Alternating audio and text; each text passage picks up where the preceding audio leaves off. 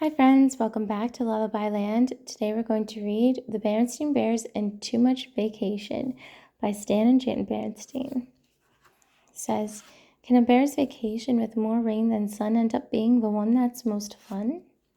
Let's find out.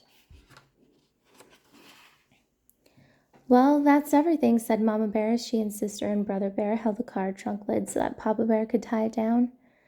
Not quite, said Papa, running back into the treehouse.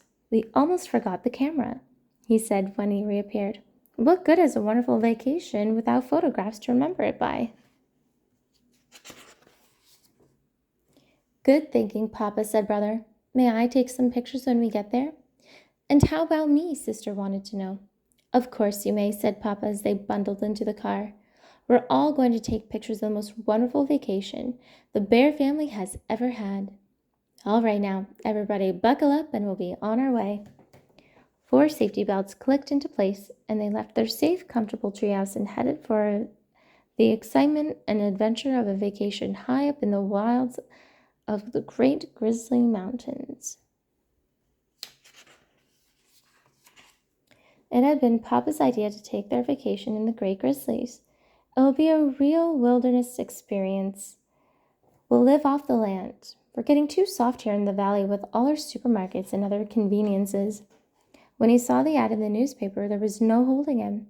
It said, try a wilderness vacation, a lovely mountain cabin complete with a rowboat by beautiful Crystal Lake. Ah, said Papa, painting beautiful word pictures, to wake with the rising sun and catch up breakfast from a clear mountain lake, to bathe in its sparkling water, to snack on delicious wild berries as we tramp the mountain trails, to gaze at the beauty of a mountain sunset, then to sleep through the peace and quiet of a mountain night far from the noise of traffic and neighbors barking dogs. It all sounded great to the cubs. What kind of fish will we catch, Papa? Asked Brother. Trout, no doubt, he answered with supreme confidence. But Mama wasn't so sure we would catch anything. So when she packed, she took along some canned goods in case the trout weren't biting, and some books and games in case of a rainy day. I can almost taste that fresh-caught trout, said Brother as the road led ever higher into the mountain forest. And I can almost taste those yummy wild berries, said Sister. And don't forget my terrific wilderness stew, said Papa as he turned onto an even steeper road. Well, we didn't bring things for stew, objected Mama. All we brought are some canned goods. Of course we didn't, laughed Papa. I'm talking about my special live-off-the-land survival stew. It's my secret recipe. I make it from bark, leaves, and roots that I find in the woods. When will we get there? Asked the cubs. Very soon. I can tell by the smell of the mountain air, said Papa, taking a deep breath.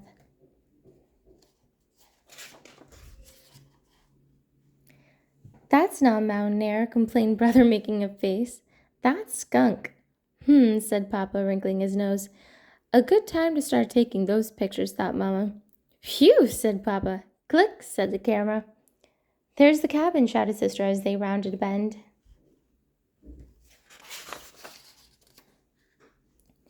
And there was indeed a mountain cabin beside a lake, complete with rowboat.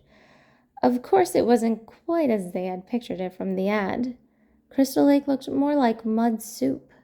The lovely mountain cabin looked more like a tumble-down shack. There was a rowboat, all right, but it was half sunk in the lake. But Papa wasn't the least bit discouraged. He was more excited than ever. It's perfect, he shouted. The most perfect live-off-the-land vacation spot I've ever seen. Mama wasn't so sure. She noticed that there were no wires leading to the cabin, which meant there was no electricity. That's the last thing we need, scoffed Papa. What you need on a live-off-the-land vacation is plenty of can-do spirit and lots of forest smarts, and I've got enough of those for all of us. He took a cooking pot and a folding chair from the car trunk. Here, he said, making a seat for Mama. This is a vacation. You relax while I gather the fixings for my fabulous wilderness stew. And you two tidy up the cabin, he called to the cubs as he headed into the forest with the cooking pot.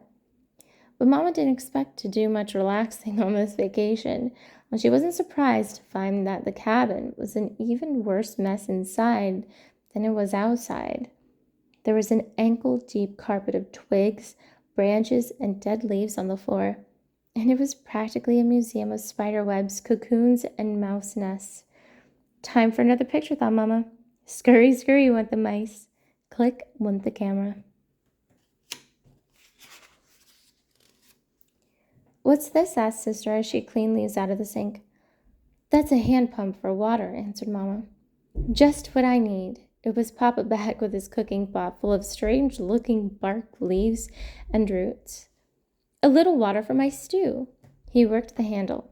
The pump gurgled and squeaked and after a while began to squirt water, rusty brown water. But he wasn't discouraged. Just what I need for my stew, he said cheerfully. Ready-made gravy.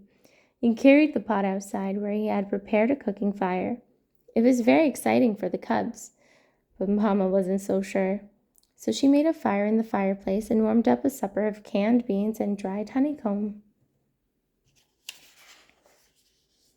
When Papa cried, "Stew time!" the cubs ran out for a first taste.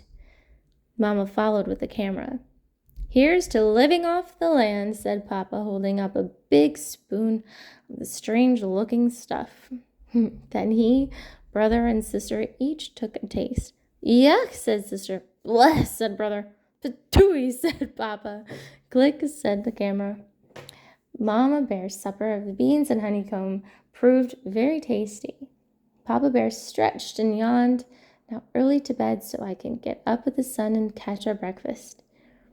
The sun did rise, and it was very beautiful, but Papa snored right through it. The frogs, crickets, and owls had made such a racket during the night that he hadn't fallen asleep until just before the rising sun lit up the sky. Papa began to get a little discouraged when he went out to catch breakfast. The boat sank as soon as he stepped into it, and all he caught was a gloppy mudsucker that made snuffling noises and stared. "Snuffle, snuffle, glop," said the mudsucker.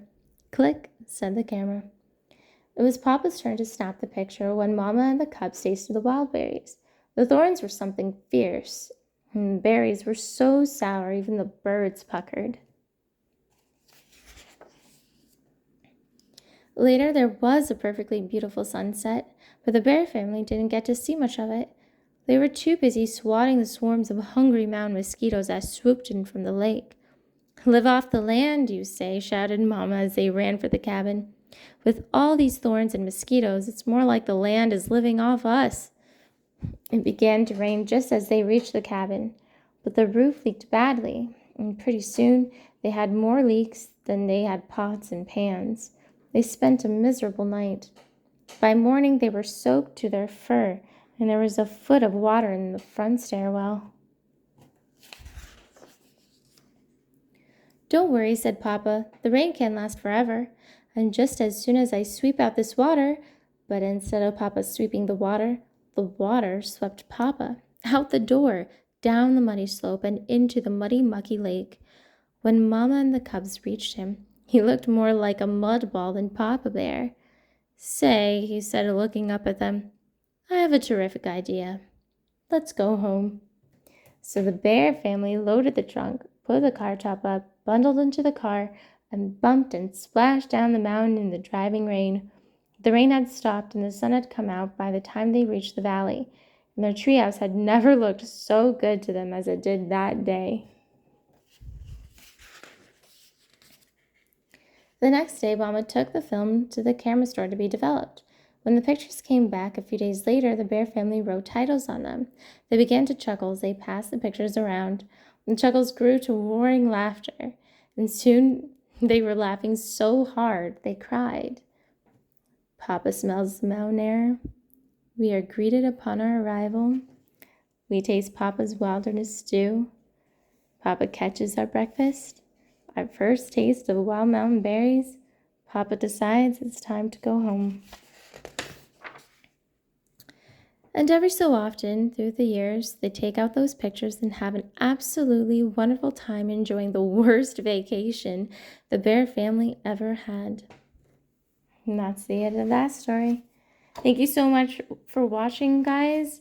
Like, subscribe, and I'll see you next time. Bye!